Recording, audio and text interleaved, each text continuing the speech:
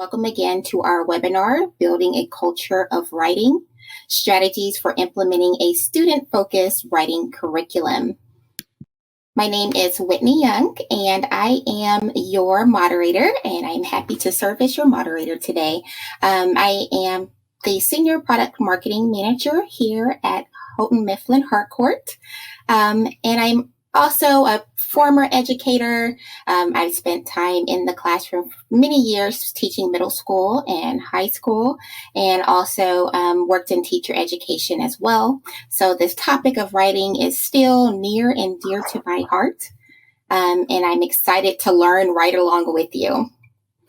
So this webinar is sponsored by Houghton Mifflin Harcourt in partnership with Writable. And Writable is an online writing tool that enables educators to use any curriculum and any writing philosophy, such as the 6 traits of writing, to streamline their writing process and empower and motivate students to make growth gains. Writable helps you easily connect reading and writing with over 1,000 text-based prompts and assignments grouped to help students read and synthesize information across a variety of sources. You can also guide and support students earlier in the writing process with real-time point-of-use feedback delivered through AI insights. And you can also benchmark and track writing growth using customizable assessments and assignments to access reports that make benchmarking and progress monitoring easy. If you're looking for a core curriculum that is fully integrated with Writable's award-winning digital tools, HMH Into Literature Connected Teaching and Learning delivers an intuitive user experience and platform that offers educators easy to administer assessments, flexible core instruction, personalized supplemental practice and intervention, and meaningful professional learning. To learn more about HMH Into Literature, check out hmhco.com/into literature.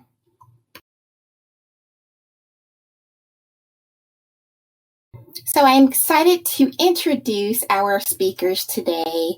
I am so excited to hear their thoughts on building a writing culture.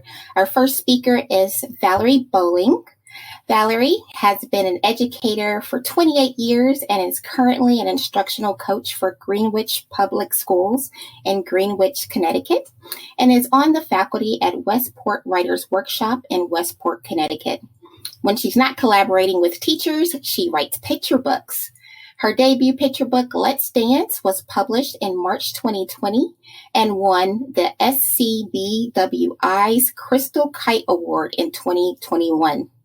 She has 2 books scheduled for release in 2022, Together We Ride and City Fun, and 5 more slated for 2023 and 1 for 2024. You're so busy, Valerie. Valerie and her husband live in Stamford, Connecticut, and enjoy traveling, hiking, reading, going to the theater, and dancing. You can follow Valerie on Twitter at Valerie_Bowling, Linktree, Valerie Bowling, and you can visit her website, valeriebowling.com. Our next presenter is Brittany Kosumsuriya. Did I get that right? Very close. Yes. Kosumsuriya. I know. It's fun. I tried all morning. Brittany is currently serving as secondary English language arts facilitator for Grand Prairie ISD. She serves as secondary English language arts district strategist for 3 years, and prior to that was freshman English teacher at South Grand Prairie 9th Grade Center, where she taught Advanced English 1, English 1 Inclusion, and English 1. Brittany graduated from the University of Texas at Arlington with a bachelor's degree in political science and organizational communication. She completed her master's degree in educational leadership and policy studies for higher education at UTA. As a district leader, Brittany has presented on various pedagogical topics such as blended learning, small group instruction, effective planning in PLCs, using data to drive instruction, and various ELA content topics. You can follow Grand Prairie ISD Secondary ELA on Twitter at GPISD_ELA.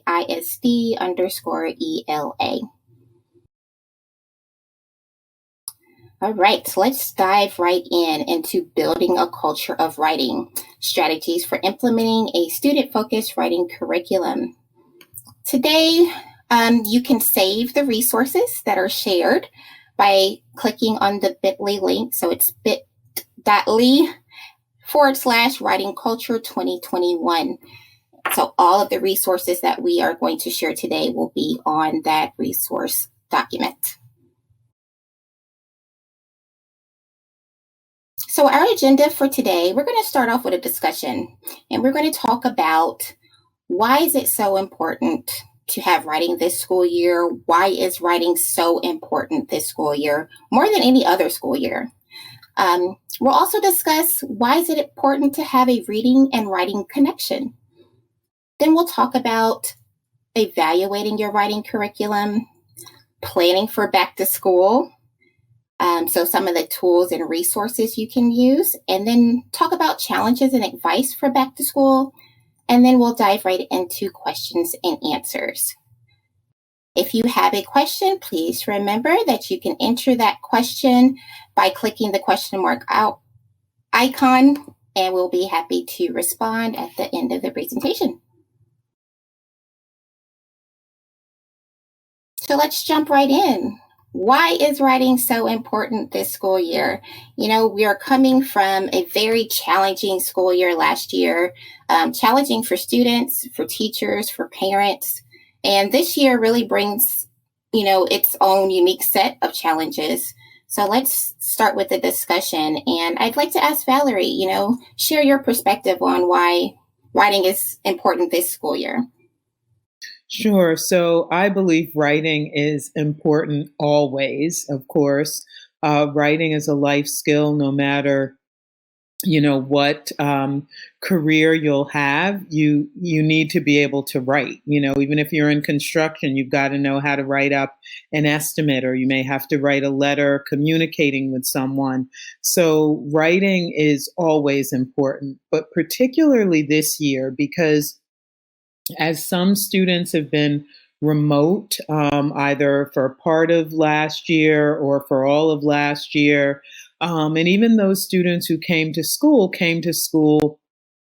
under different circumstances. And so we have students who may not be where we would expect them to be at this time. And obviously, we want all students to be successful, not only in writing, but in whatever they're doing in school.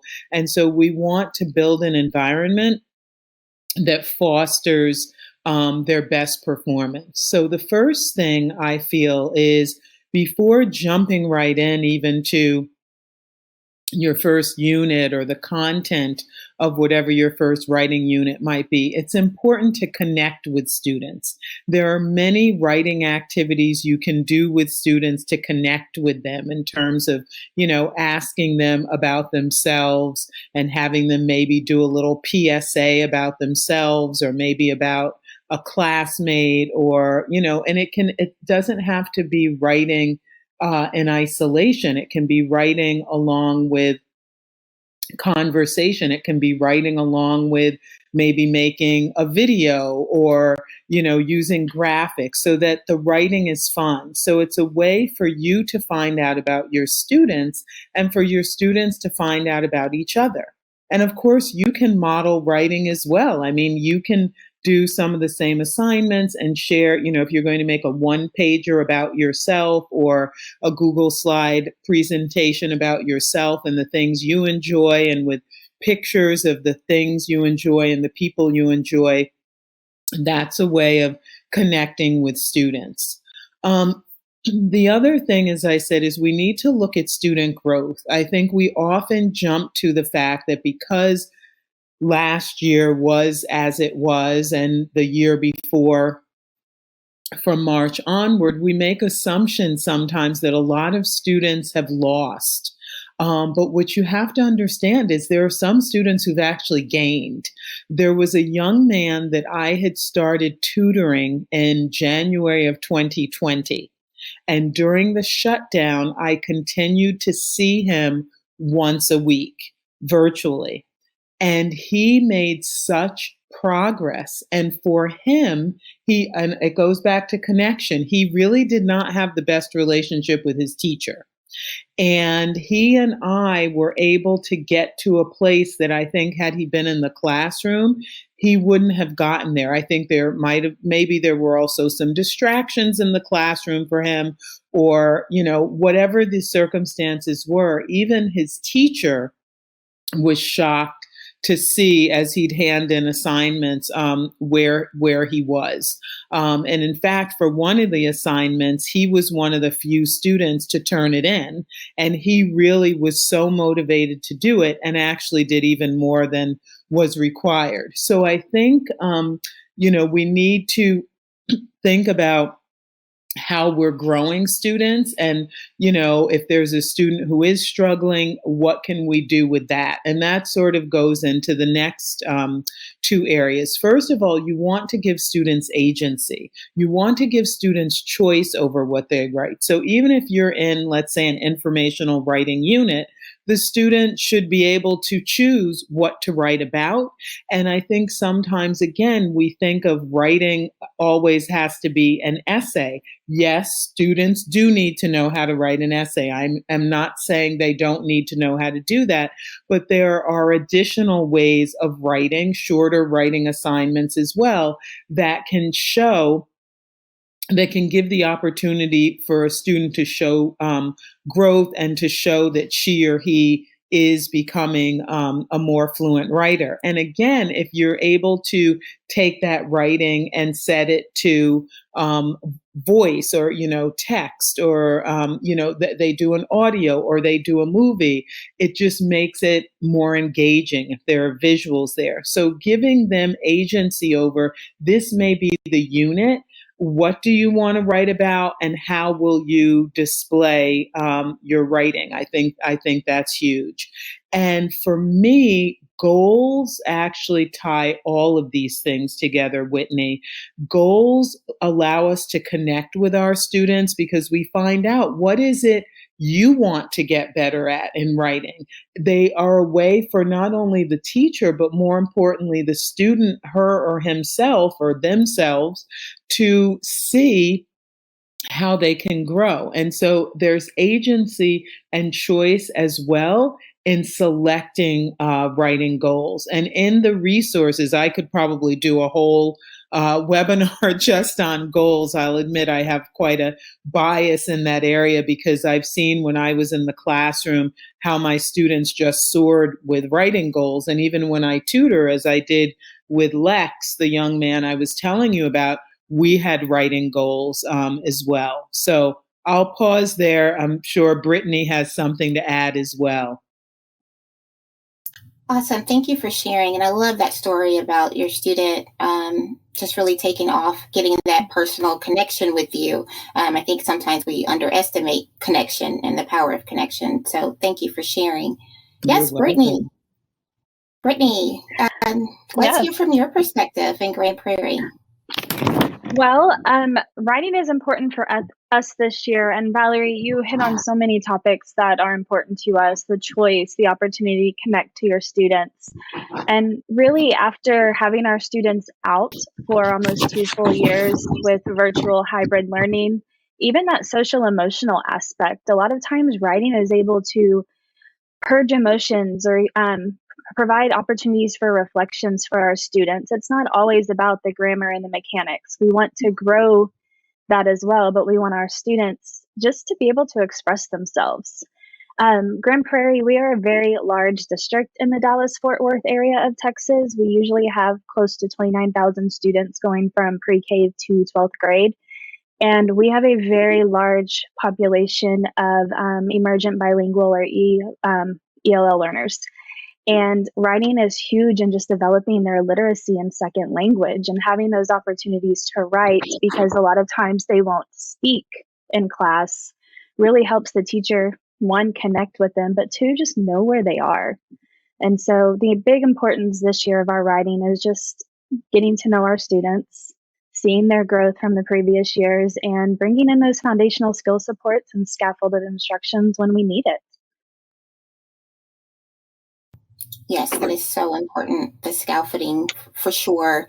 And, thinking about the scaffolding and needing to provide the foundation, let's talk about the reading and writing connection, because, we all know that it's important to have both of them, but the benefit of having integrated reading and writing. So let's talk a little bit more about that. So, we've talked about the importance of things like mentor text and reading as writers and writing as readers. What do you have to share around that? Sure.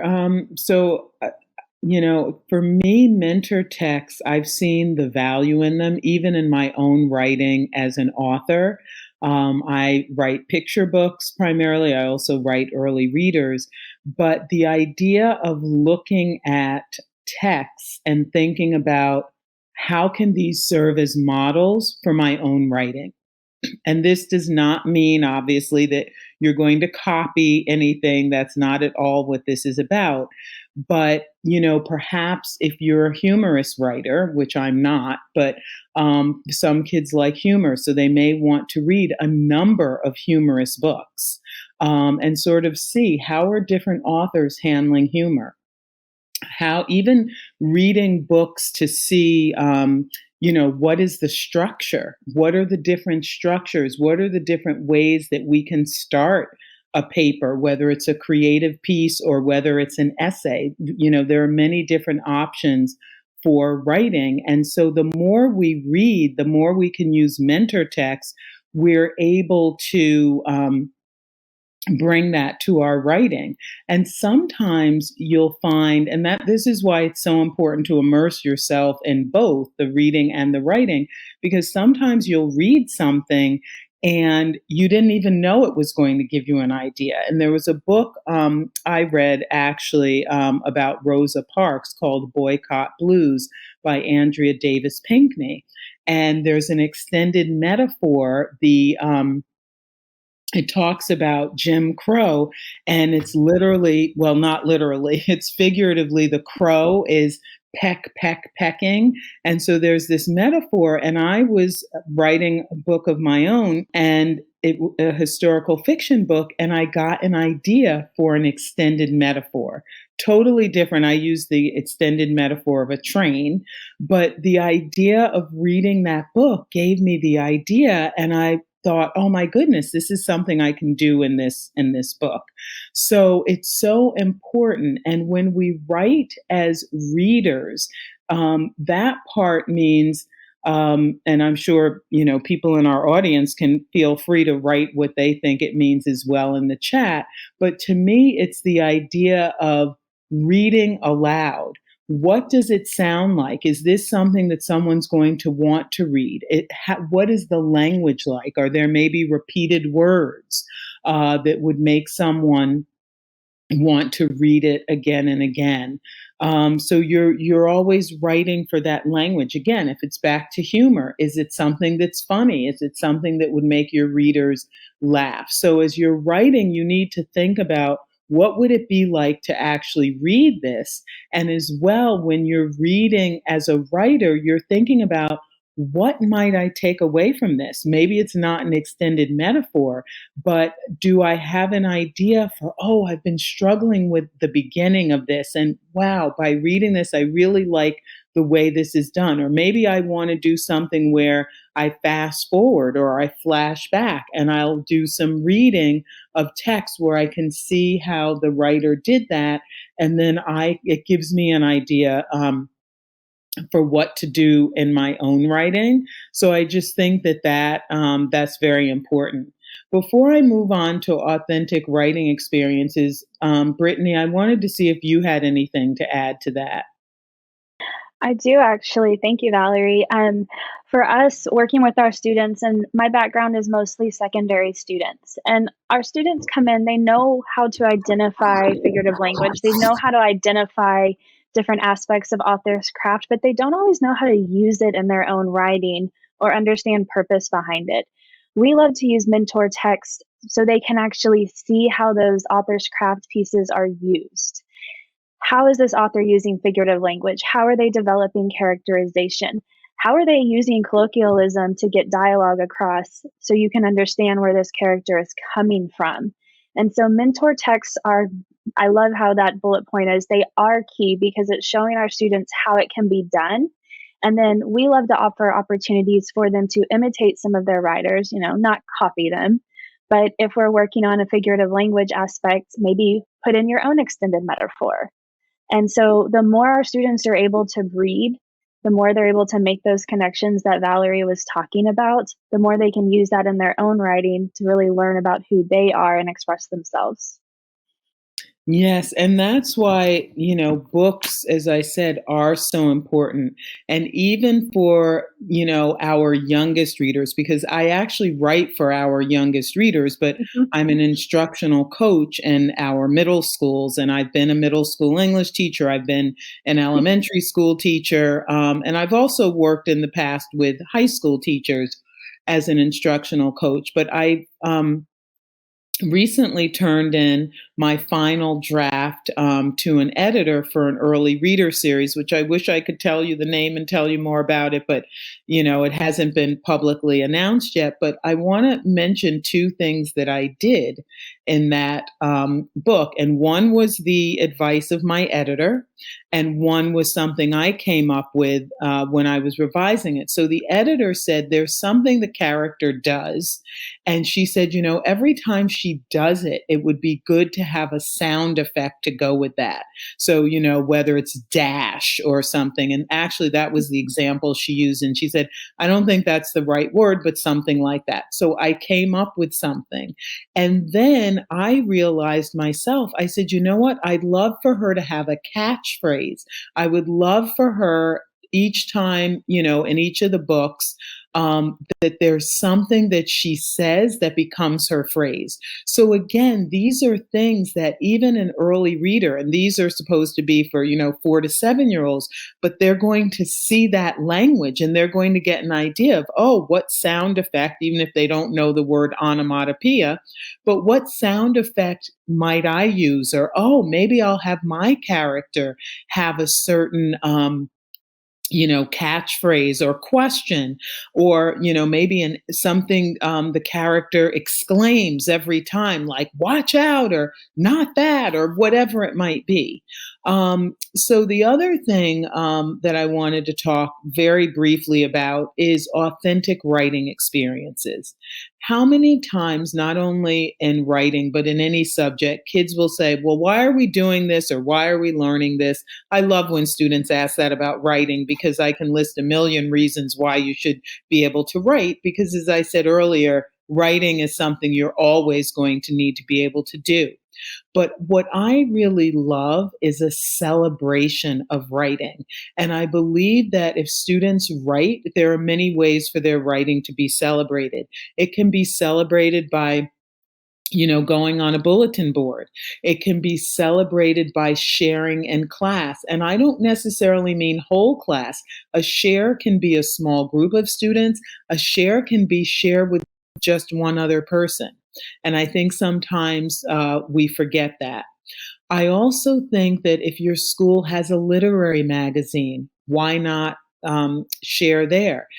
Some schools have talent shows. Kids do all sorts of talents. Why can't someone stand up and read a piece, whether it's poetry, whether it's an essay making a strong point for, this is something we should change in our school, making a strong argument. Why can't it be shared there? And then, of course, depending upon what the subject is, it may be something that can go in the local newspaper. It may be something that can go to a political official. So I'm always looking for opportunities, and there are a number of writing contests and literary magazines that do publish the work of young writers. I mean, you have to do your research a bit to figure out, the age group and the genre, but I always look for those opportunities because it's so validating for students.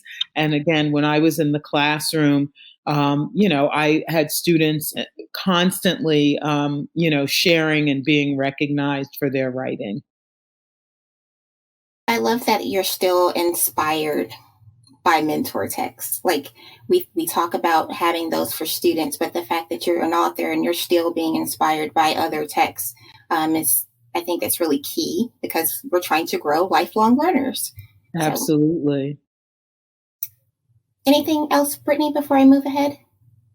No, I really, those authentic writing experiences, Valerie, you mentioned back on one of the other points you made earlier about choice. And I think students experience those authentic writing experiences through that choice. We don't always have to just give them, like you said, an essay or an analysis or tell them exactly what they're going to write. Sometimes you can see that growth and see where those students are by just asking them to write. Maybe some like to do poetry, maybe some like to do scripts, like you mentioned, for movies. And I think our students learn more from experiences like that, as opposed to some of the streamlined essays that we always, as English teachers, sometimes want to put out there. For sure. Let's talk about evaluating your writing curriculum. I know many of you may be listening and you're thinking, I really wish I could improve my writing curriculum and make it fun and make it interesting for students. What are some of those things that administrators and teachers should consider when evaluating their writing curriculum? And I will start with Valerie. What are some of those things? In terms of, evaluating, yes, I think, again, you would have, give students choice. They should be involved in evaluation. Another thing I always did in my 8th grade classroom was before students turned in any piece of work, they knew either there was a rubric or the scoring criteria, and they would grade themselves. And so that is really telling because, usually the students and I were very closely aligned. So if, it was not, there weren't many points difference. But inevitably, you have students who continually underscore themselves. And then every now and then you have a couple of students who think they're doing an excellent job and they're really not. And that gives you the opportunity to have a conversation. But I think it has to start with making the expectations really clear. And also, again, you have that rubric or what I call the scoring guidelines. And what the difference, some people may know, some people may not, because I'll admit I was calling something a rubric earlier in my career that was not a rubric. A rubric is when you show the gradation of, whether you're going from left to right or right to left, that this is the highest score, this is what's next, this is what's next. And you show the different aspects of what it takes to end up in, each column. A scoring guideline might be something like years ago, there was something called you graded yourself on CNQ. Completeness, the most you could get was 3 points. N, which you probably wouldn't have now, but this was, students were using handwriting more, even though some did type. N for neatness, which still can count because have you set up your paper the right way? Do you, have lots of errors or not? And then Q, you could get 4 points for, which was quality. So it was 3, 3, 4. And I've also seen some teachers have something that adds up to 10 differently. They'll say you get 2 points for this, 3 points for this, whatever. So students need to know exactly what they're being asked to do before they turn something in. Sometimes I've seen teachers grade using scoring guidelines or a rubric, and they haven't even shared that information with students. And that's just not fair. I mean, we as adults, we want to know what we're getting into, right? Before we actually get into it, even if we have, our reviews with our evaluators, we set those up. We're in conversation about what are the goals we want to work on. We check in maybe mid-year to see how we're doing. And at the end, we know how we're being evaluated. So that's the first thing. Students need to know, and they need to be involved in the process. Also, some teachers struggle with grading, particularly English teachers. And I have heard time and time again, and I agree with it. If you are grading everything your students write, you're not giving them enough writing. You don't have to grade everything, and you are not the only one who can give feedback. There's peer feedback, and I have some information about that in the resource handout as well. And you can put students, again, they can have partnerships or they can have small groups to give each other feedback on their writing. It may even be for certain assignments, and I know some people may be against this, but you may be focusing just on the student's writing goal. How did they do with that particular goal? Or if you've just taught how to write good introductions, maybe that's the focus, or maybe you're looking at an introduction and a body paragraph. But yes, there are times when you do need to read everything and grade everything. I'm not saying that never exists, but what I'm saying is you can't do it all the time, and you end up giving too much feedback. Actually, it's more feedback than a lot of students can handle. It's overwhelming because then they don't even know, well, if I were to revise this, what do I do? Or what would I do next time?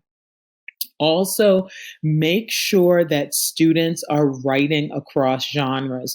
I did note, and we may come back to it, but someone in the chat said, how do we make sure students know how to do different types of writing, like writing a memo or writing something, about vacation, or let's say writing a letter of complaint? What I believe is if students are good writers and they have experience across genres, they will be able to pivot and they will be able to write for whatever purpose they need to write. I mean, obviously that's assuming someone is a competent writer.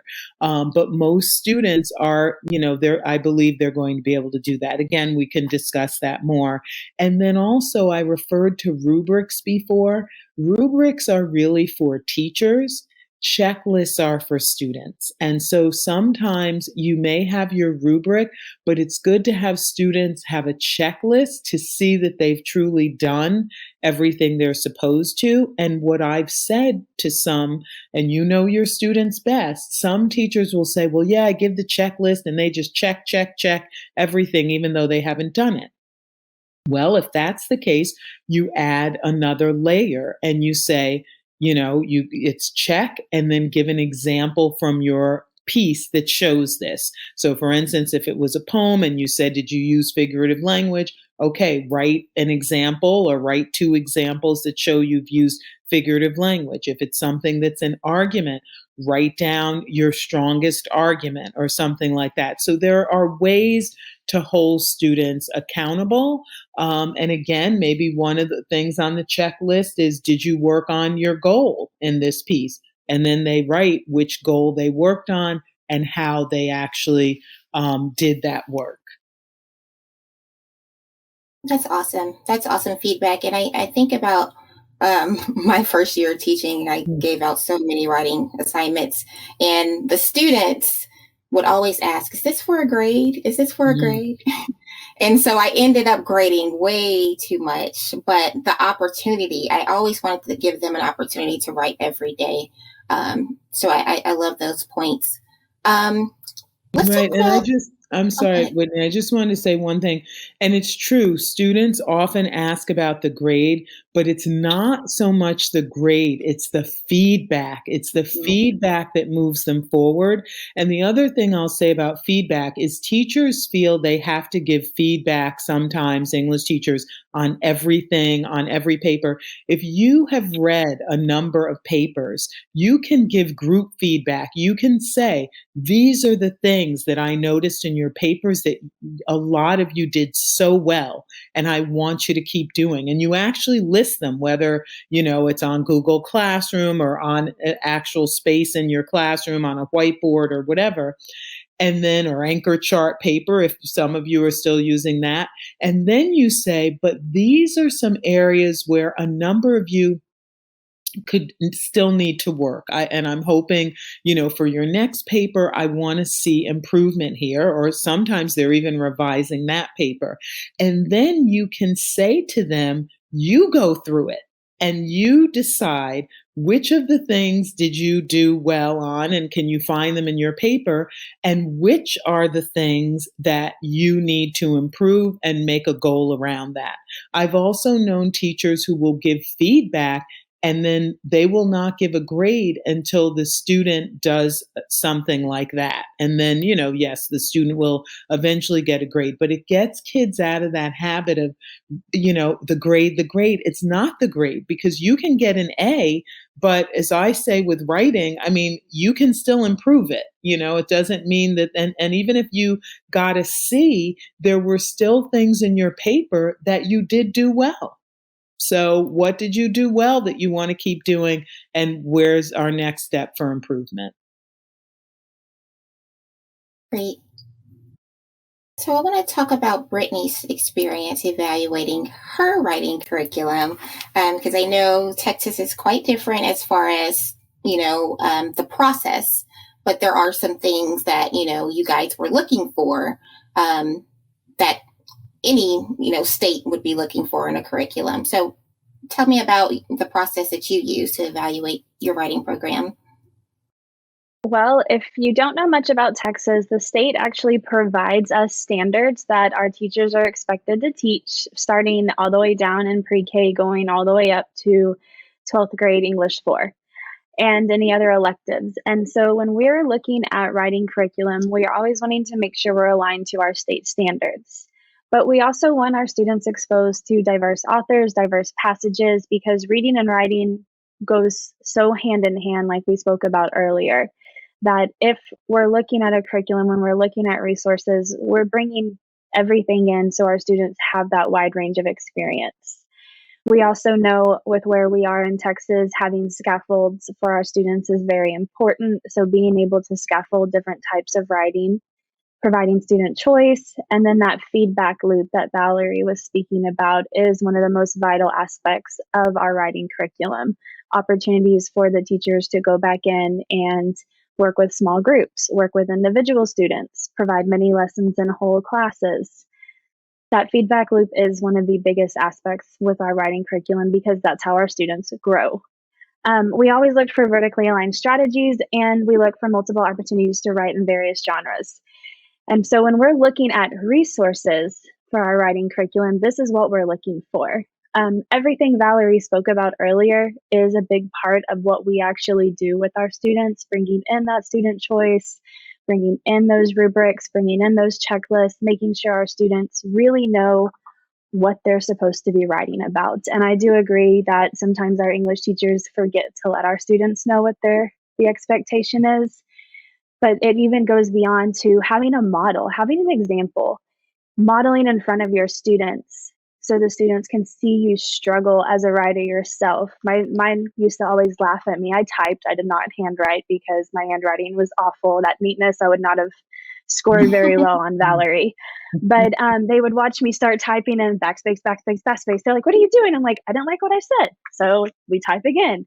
And so they'd watch me do that 2 or 3 times. And so those are things that resources don't give you. And so we make sure we're building that into our professional development on our writing curriculum, because the students need to see you struggle. They need to see how you're going through the process. And even the feedback, I love the fact Valerie mentioned that it doesn't just have to be the teacher. I will say in my English 1 classes, my students were rough on each other. They or rough on themselves. It was amazing. I'm like, no, you actually did do this. Let's take a little bit closer look. But a lot of that went back to training them with the rubrics so they knew my expectations, making sure they had those checklists, and then reeling them back in when they wanted to give each other, 50s. And so once you have, evaluated your curriculum and, you've come up with a set of resources that you think will work well, how can you tell that the curriculum is working? I can start with that one. I don't know, Valerie, if you want to add to it, but we do a lot at the level, I'm at the district level, so we push out checkpoints every quarter, every 9 weeks for our teachers to utilize their response to readings. They might be essay writing. We do that at the district level, and we're able to collect that data and see where they're going. We also have our teachers use check for understandings. They might just do little aspects, or they pull in together all of the writing into writing folders. That's something that we implemented probably about, I want to say about 9 years ago, where writing folders where teachers were able to keep up with everything that the student was writing.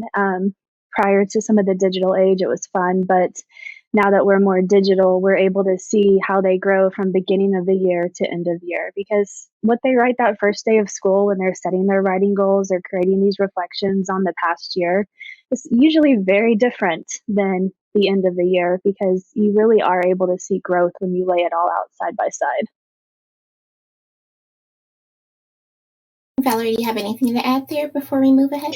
Yeah, I think curriculum is fluid. I mean, not during the school year. I mean, you follow the curriculum that's been set, but I should say it should be evaluated, as you said, Brittany, with benchmarks, either after each unit or maybe at the end of the year. I know sometimes during the summer is when we're able to get together and look at curriculum, but not everyone works during the summer. Not all teachers are willing or able, and they shouldn't be expected to work during the summer, but we still need their feedback on what's working and what isn't as we go in and again look at the curriculum the way we look at writing to say, what do we keep and what maybe needs to change?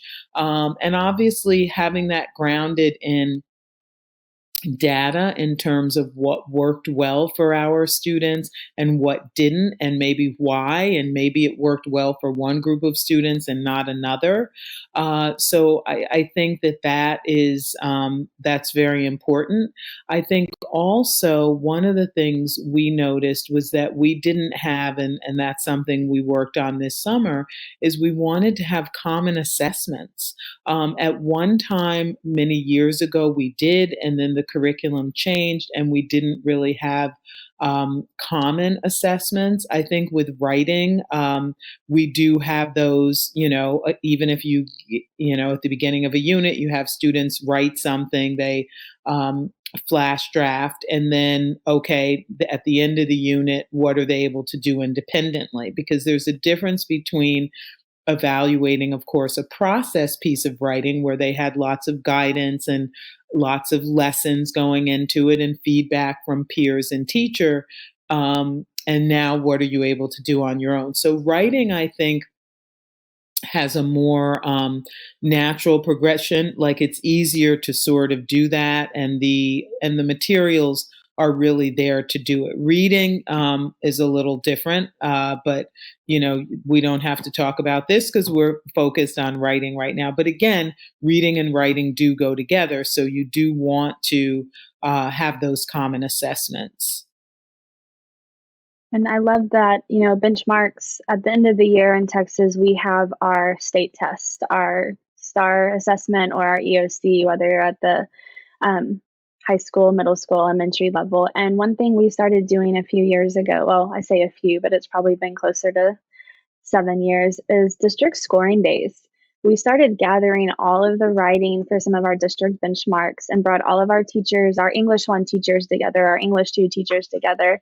We calibrated them on the rubric, and then teachers scored different classes writing. So I might, as an English 1 teacher, I wouldn't have my students. Valerie might be scoring my students, or Whitney might be scoring my students. And what it really did was show some trends across the district in the writing, which really helped us provide professional development to our teachers. That there was a huge eye opener on where our deficits were, as well our strengths were.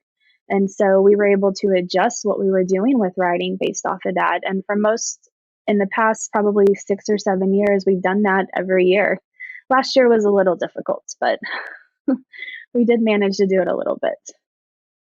Yeah, I do want to say, Brittany, especially if you're having, common writing assessments, that calibration piece is non-negotiable because, and also the idea of scoring students who are not your own. I know we've done at times, not in the past couple of years, but we've done blind scoring. We've done scoring where two people will read a piece and then looking at the score that way. So, and that again, that comes down to professional development. That comes down to teachers need time to be able to do that, to read through papers, unless there are some teachers who are willing to do it on their own time, and then they would get paid for that.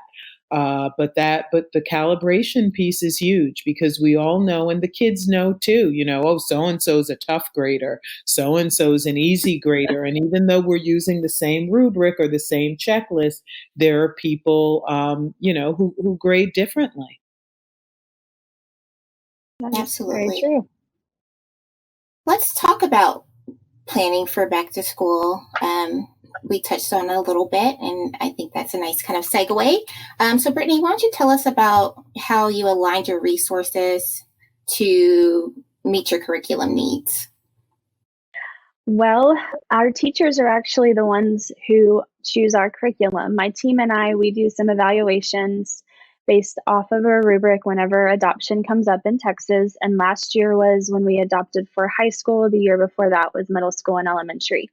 So at the district level, we narrow it down to some of the top choices that meet the criteria that I looked at earlier, the aligned to state standards, scaffolds, diverse authors, opportunities for writing, and then our teachers dig into it. And I love that we form committees. They're able to really look at what they like, what they don't like. They can demo it, and they're the ones ultimately choosing what they're going to be teaching. And it's been an amazing process this last year because seeing what the teachers want, and I'll be very honest, from middle school to high school, they look for different aspects when they're choosing their text or choosing their curriculum or choosing what they're going to be using for writing.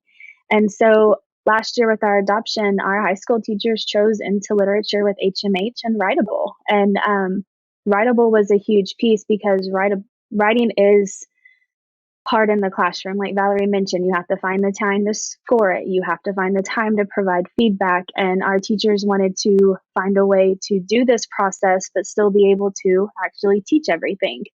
And so really, that was what we did, is we chose HMH into literature and Writable. So what goals did you set last year, and are they different this year? Last year's goals, much like everybody else, were really just about making it through the year. We wanted to support our students in every way possible, make sure we weren't having huge learning loss across the district, continuing just to grow our students and support them both social, emotionally, and academically. And so a lot of those goals are a little different this year. This year, we're focused on making sure our students are where they need to be. If they do have any aspects of learning loss, we're working to bring them back up. And so for our writing goals this year, it varies from student to student. It's all about just growing them as a writer. I can't say that I want everyone to be at this percentage because I have some campuses of this 19 I support that are at a lower level than some of my other ones. And so it's all about those individual writing goals that each teacher will set with their students in their classroom. Great. So talking about partnership and planning for success, I know it's very important to have a good partnership between admins and teachers. Valerie, could you share maybe some advice for establishing a strong partnership in that regards? I think it goes back to what I was talking about at the very beginning about connecting. It's about conversations. It's about really seeking to understand. There's a book, and I don't have unfortunately, the author, but Humble Inquiry. is a book that I think is good for conversations. Another book is by Jim Knight, who has written many books. I call him the instructional coaching guru, and he has a book called Better Conversations. And that book just really talks about how to, really have conversations with people, how to really listen, how to assume. One of the things he says, which I love, is, and it really helps in your personal relationships as well, assume people are doing the best they can. Sometimes we jump to being judgmental, but if you say, this is the best, it may not be the best for you, but this may be the best that person is doing, the best that this person can do. So I think just being, I've had different administrators over the years, and the ones where it works best is where I genuinely feel that the person respects me and trusts me and will have my back, and is really there to support and really wants to know. Sometimes people say, oh, you can talk to me about anything, you can tell me anything, but you know that that's not really the case, or you sense that it may not be. So I think just knowing, building relationships, and relationships take time. The first year you're working with someone, and it's the same for students, at least they're seeing you daily. But it takes time for some students too, to really feel comfortable in that classroom, not only with the teacher, but maybe some of the other students. Maybe they've been with students who in other classrooms and other settings haven't been kind or haven't been supportive. So I think that's the only thing I would say in terms of, communication. And I know this is in any relationship, but communication is really the key. Absolutely. So for our last 10 minutes here, I want to talk about our tools and resources that you used, Brittany, to meet all of the needs that your district had for writing. So can you tell us about the solution you chose and why it made a difference? I can. And so, as I said, our high school teachers adopted into literature with HMH and Writable, and Writable has been amazing, to be honest with you. It provides a place for our students to complete the whole writing process. They can do response to readings, they can do essays. My AP teachers are able to do analysis papers. My 6th grade teachers are able to start their students out with little quick writes. It's a great tool for learning how to write. Those checklists that Valerie mentioned that are so important for students to be able to see are built in. Students can do self-reviews, you can do peer reviews, there's artificial intelligence feedback, AI feedback. Teachers can give feedback in a multitude of ways. It doesn't just have to be a written note. And for us, it was also, it's aligned to our state standards, which is usually the very first thing we looked for. And so last year was when we first started with Writable. Obviously, it was we were able to get started a little bit in some of the classrooms. So this year, we're really kicked off the first of the year with our students and teachers using it. So awesome. So I know you want to show us how you use Writable in the district. So let's go to that slide. Yes, we have a little video that goes through the account I have set up, really just exploring the different resources. So with Writable, there are over 1,000 prompts already built in, including our curriculum for Into Literature. I love the fact that there's the social emotional, response to reading, and even different text sets. And so our high school teachers, while they're using our textbook, don't have to create their own writing prompts. They can come in, they can use the writing prompts that are already built in. And so we have those mentor texts, quick writes, analysis, it's all genres of writing. Students can read, they can annotate, they can make their own notes. So we have that reading writing connection, and then they can actually write. While they're writing, their checklists are right there on the side. asking them what they need to do. And teachers can edit these assignments. This is part of what our teachers really love, is the fact that it doesn't just have to be one assignment fits all. I can go in and add a mini lesson. I can add my own audio instructions for students who need it. I can change the prompt. I can add differentiated prompts. I can go in and provide different rubrics. One of the things my team and I have done is really pushed out some district rubrics that our teachers are able just to go and find without having to worry about creating them on their own. It really helps align to our standards with what they're expected to be teaching, which leads to our benchmarks.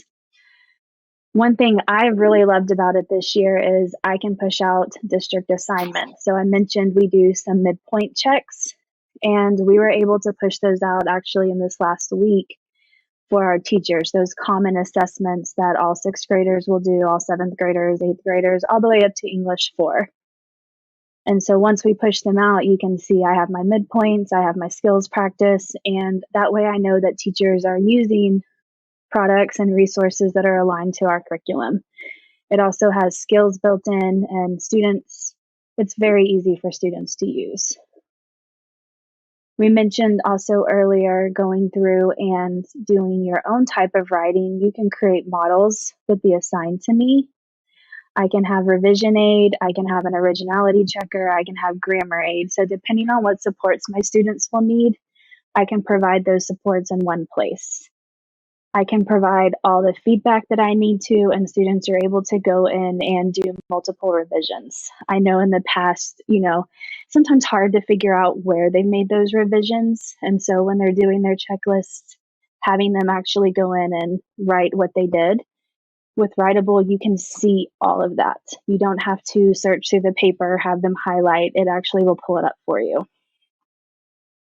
Self-reviews are amazing. Students always need to be checking their own writing. They can give their own feedback. And then again, they can go back in and revise. And this was really something my teachers absolutely loved. It doesn't always have to just be the teacher scoring. The AI feedback and then the originality checker really help make sure our students are on task.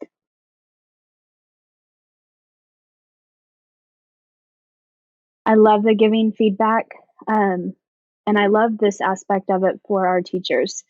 I can break it down by skill. I can break it down by standard. I can look at my students' writing. I can see where they are in the process, what they've done, what they still need to do. And then from here, I can even group my students by what they need. And again, this is just an example of how we can turn on grammar aid, revision aid, originality checker, and see what my students might actually need or what they're really using. And so overall, Writable has been just a huge success in our classrooms. Our teachers are loving it. It connects beautifully with our LMS system that we're using, which is Canvas. And if you notice across the top in the green, there's team grade.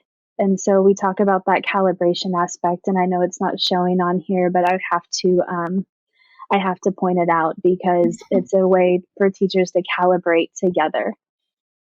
Writable is just, our teachers are loving it. Awesome. And I know that was a lot in less than 5 minutes, but the video is there for you to be able to look at everything. My first video was 10 minutes long. They made me cut it down. There's just so much wonderful things to show, and I'm glad that it's working for you. And I know data and reporting is important for you as well. Yes. So let's play the next video, and you're going to share a little bit. This video is going to share a little bit about the data and reporting available in Writable, and then Brittany can talk about how that applies to her district. Feedback is the key to actionable data and student improvement in Writable. All rubrics are tagged by category, skill, and standard, so when feedback is given or generated by our AI tools, it creates automatic data on student writing progress. Teachers and school leaders can then gain insights into student reading and writing skills by using Writable's data and reporting tools.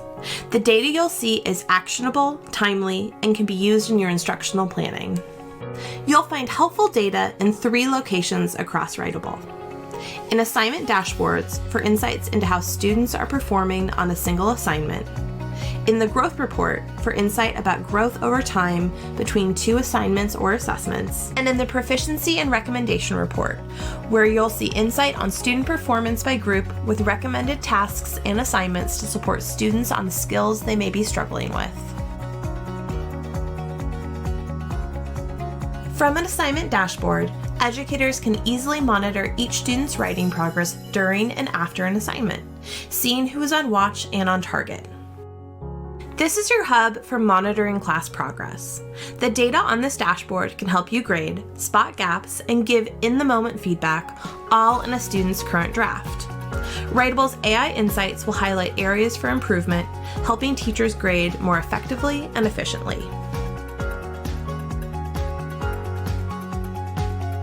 Growth reports make benchmarking and progress monitoring easy by comparing data from 2 assignments or assessments side by side.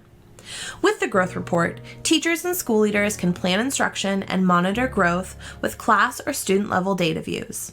They can also access results by category, skill, standard, or overall assignment to help form a complete picture of students' knowledge and growth.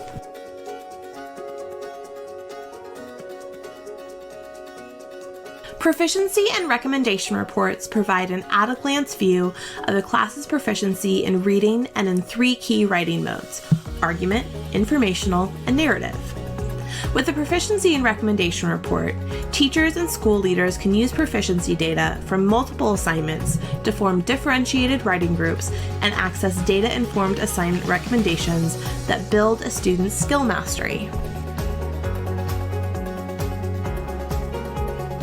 Whatever report you're viewing in Writable, exporting data by class, teacher, or building is simple. Your data can be used to inform conferences, coach teachers, or transfer grades to your district data dashboards. The data and reporting features in Writable allow you to easily understand where every student is at in their learning journey so that you can help them meet their goals. Create a free teacher account to explore Writable's data and reporting at hmh.writable.com.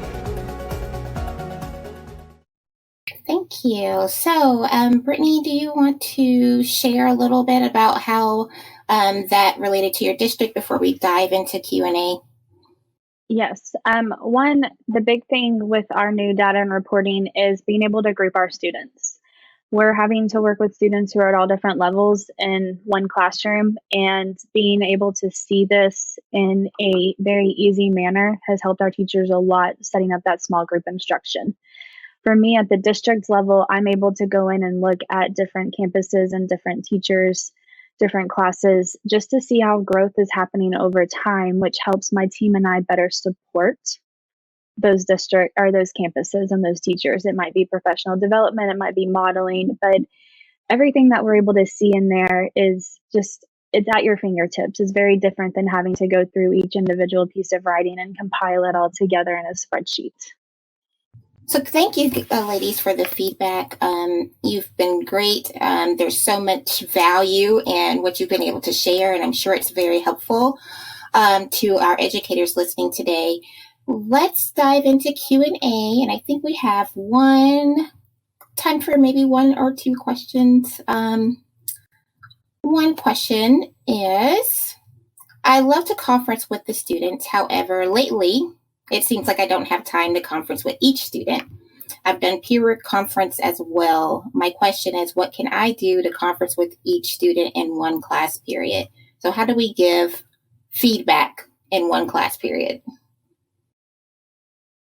I can start responding to that. I think it's something I referred to earlier. If you're giving sort of whole class feedback, and then the onus is on the student or students to see what applies to them.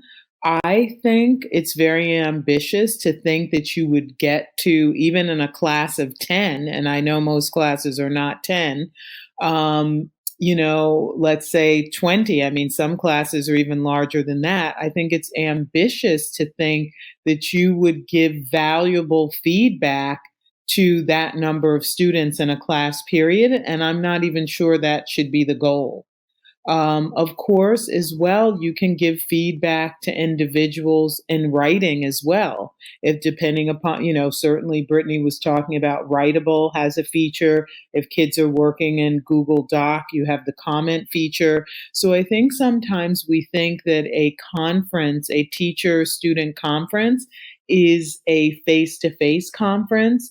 And it doesn't always have to be that way. I also know some teachers who give audio feedback, and then that way the student can play it over again, and the teacher is maybe able to explain things in a way that is better, or that the student more easily understands even than a written comment. So I do think, yes, we need to provide feedback, but we don't need to do, I don't believe, every student every day. And I also think if we are conferring with students, they should be student-led conferences. I notice that often they're teacher-led, and sometimes teachers sit with a student and they've already graded the paper or given written feedback, and they immediately just start going over it. If you've taken the time to write feedback, there should only be a conference if the student has a question about something you said, or has an idea for how to address it and wants to make sure she or he is on the right track.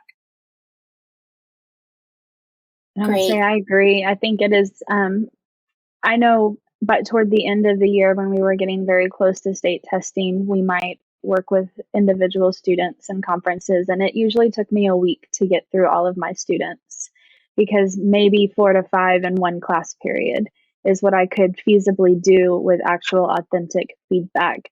But a lot of times those group opportunities, working with them, would allow me to reach more students as opposed to trying to do each individual one. Right. Yeah. If you see a group of students are having the same issue in their writing, why would you repeat that 5 or 6 times? You can pull a small group and speak to all of them. Yeah. Or do a short flipped instructional video Absolutely. for that as well. That, especially repeating how to do a thesis 25 times in one class period, is not fun. Mm-hmm. Do we have time for one more? One more? I'm fine with it. Sure. Okay, this one's around differentiation and providing that scaffolded support. So the question is, do you agree that in a class with multiple levels, we should only teach to the level learners? And the other students have to learn this. It's the expectation. So, those students who may be of advanced or below, how do they get support? Brittany, I'll I let don't you mind. start since I took the last one first. I will say from personal experiences, I always taught to my highest learners and then built in scaffolds for everyone who was below my highest. Sometimes I feel like our advanced students get left out because they just are expected to know that information, but they can still grow. And so when you set your lessons for your highest learners and then build in those scaffolds and interventions for everyone else, you're pulling everyone else up. Yep, that's great feedback. I love that. Set the bar high and provide that scaffolding support. So I think that is all we have time for. We're going to go ahead and wrap up. Couldn't get to all the questions today, but thank you so much for being an engaged audience. And thank you, Valerie and Brittany, so much for your time and sharing your thoughts with all of our educators. You guys are really changing the world by, caring for our students and growing lifelong learners. So thank you so much for sharing. I really appreciate it. As a reminder, you can learn about the solution that Brittany chose, Writable, at hmhco.com/Writable. And if you're looking for a core curriculum that aligns well with Writable, it's fully integrated with all of the award-winning digital tools that we have into literature. And you can learn more at hmhco.com/into literature. So thank you for attending. Please take our short survey and give us your feedback on this webinar. There's a link there. It's tinyurl.com/edWebinar eval, EVAL. Thank you guys for your time today. Thank you, Brittany. Thank you, Valerie. And thank you, audience, for being so engaging. Have a great day. Thank you. Bye. Thank Thank you. you for Bye. moderating, Whitney. Yes, great job, Whitney. Thank you. Thank you. You guys were wonderful. Bye. Bye.